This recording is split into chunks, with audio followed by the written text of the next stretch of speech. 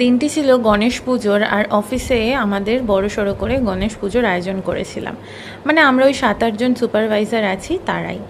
শাড়ি পরে আসতে হবে ম্যাম, নইলে দরজার বাইরে দাঁড়িয়ে থাকবেন, ঢুকতে দেবো না, এমন থ্রেট খেয়ে শাড়ি পরে তো চলে এসেছিলাম। বাট সাজগোজটা অফিসে এসে সারলাম।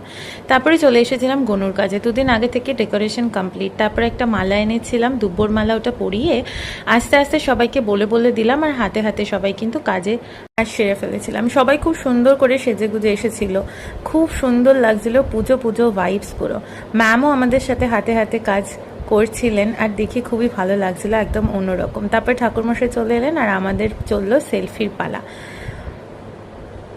ঠাকুরমশাই আস্তে আস্তে ঘট পেতে ফেললেন, আর আমাদের মোটামুটি যোগাযন্ত্র যা হয়েছিল খুবই ভালো বলা চলে। ঠাকুরমশাই নিজেও অবাক, অফিসে একটা পুজো হচ্ছে, তার এত সুন্দর যোগাযন্ত্র।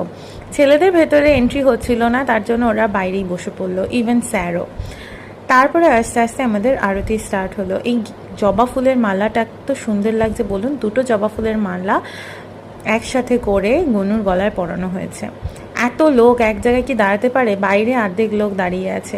তারপরে দিয়ে দিলাম অঞ্জলি, আর তারপরে শুরু হবে আমাদের খাওয়া দাওয়ার পালা আস্তে ধীরে।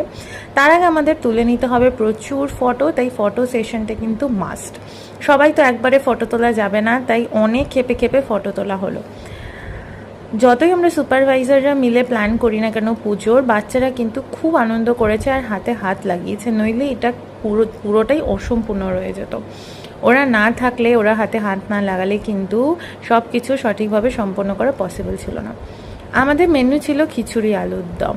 প্রথমে চালকলা মেখে নিয়েছিলাম, দিয়ে দিয়েছিলাম ফল মিষ্টি, আর নিজেরাও টপাটপ মিষ্টিগুলো মুখে ঢোকাচ্ছিলাম। গরমের মধ্যে সবাই কিন্তু এত সেজে গুজে আনন্দ করে খিদেতে একেবারে পেট ডাকছে, সেই মতো সবাই বসে পড়লো। আর অসাধারণ খিচুড়ি আর আলুর দমের গন্ধে আমারও জানি খানিকটা খিদে পেয়ে গেল। কিন্তু না, প্রথমে ওরা খাবে, তারপরে সবার শেষে সব কিছু কমপ্লিট করে আমরা। সবাই হাতে হাতে দিচ্ছিল, ইভেন স্যাররাও ম্যানেজাররাও কিন্তু কাজে লেগে পড়েছিল। অরূপকে জিজ্ঞেস করে নিলাম কেমন হয়েছে, বললো সেরা হয়েছে। পাক্কা 1 ঘন্টা ধরে বসে বসে সবাই খেয়েছে, সবাই নাকি 7-8 বার করে নিয়েছে, এত ভালো। যাকগে, সবার শেষে বসে পড়লাম আমরাও খেতে। খুব খিদে পেয়েছিল, বেলাও গড়িয়ে বিকেল বিকেল হয়ে পড়েছিল। তারপরে চলে এলো গরম গরম খিচুড়ি আর আলুর দম। দুর্দান্ত খিচুড়ি আর আলুর দম খেয়ে তো এরা সবাই ফিদা। তারপরে আমিও একটু মুখে দিয়ে নিলাম, ওই যে বলে স্বর্গ লাগছিল, স্বর্গ। মনটা একটু কোল্ড ড্রিঙ্কস করছিল, তো কোল্ড ড্রিঙ্কস দিয়ে আজকের ব্লগটাও শেষ করলাম।